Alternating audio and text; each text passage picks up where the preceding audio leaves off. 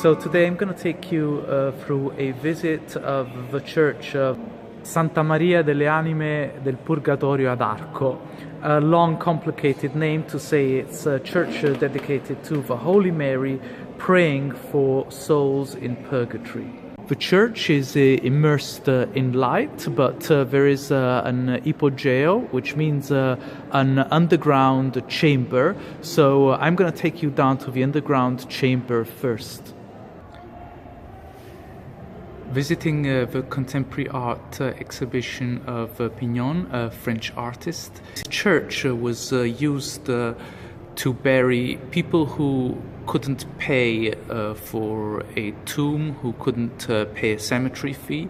So it was used by the people of Naples from the 1600s onwards, thanks to donations. So it's a so-called pious work of charity. The church has always been famous for hosting thousands and thousands of human remains, so it's one of the spookiest places you can imagine. If you're sensitive, you'll probably be seeing and feeling the presence of ghosts and souls all over.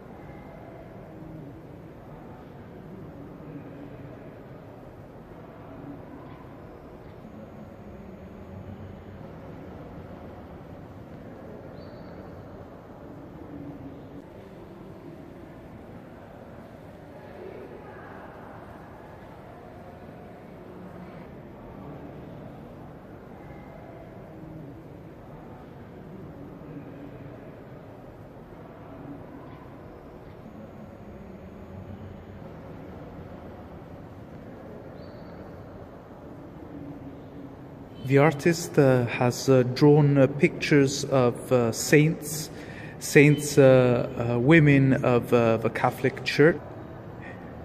The artist has drawn pictures and portraits of saints, women who sacrificed all they had of their material possession, who starved themselves, who humiliated themselves because they wanted to be closer to God, to Christ.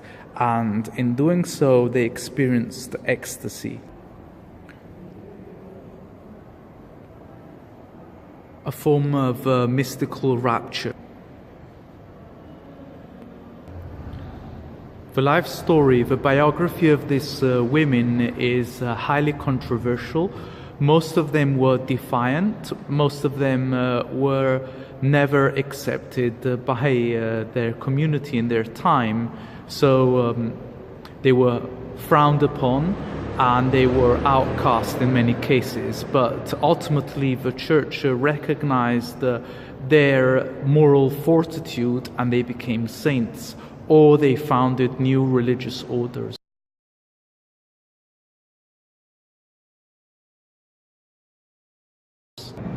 The base of the drawings is a waterway, a lake. So this creates a beautiful effect of reflection on the surface of the water. Some of them were imprisoned in the Bastille in France.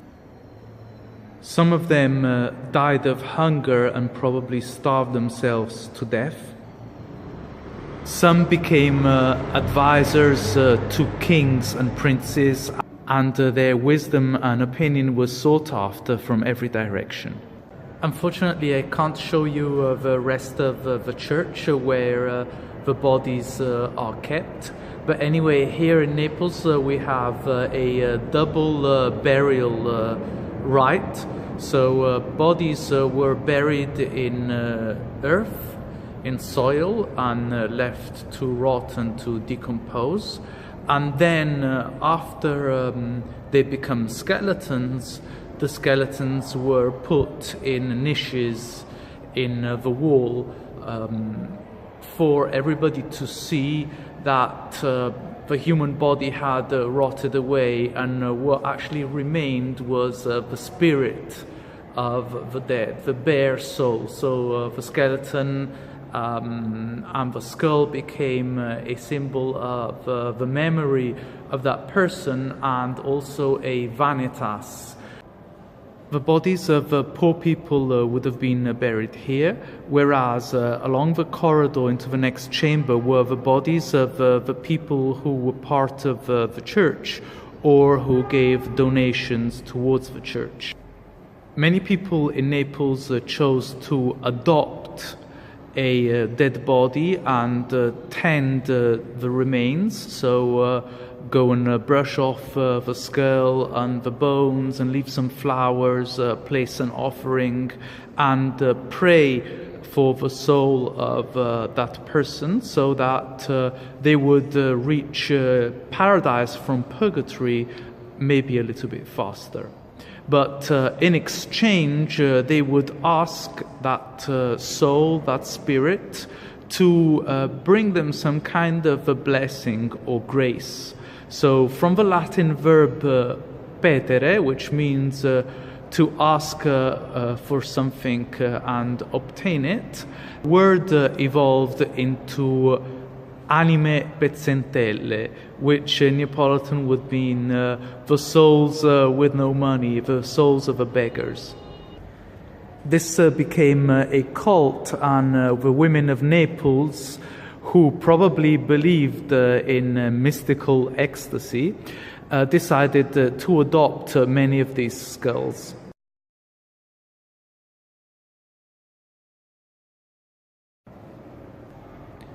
However, in 1969, the Pope decided to stop this cult, saying that it was a superstition.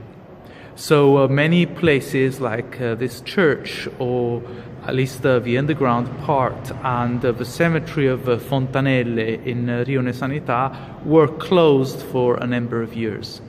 See you later. Subscribe to the channel if you like the video.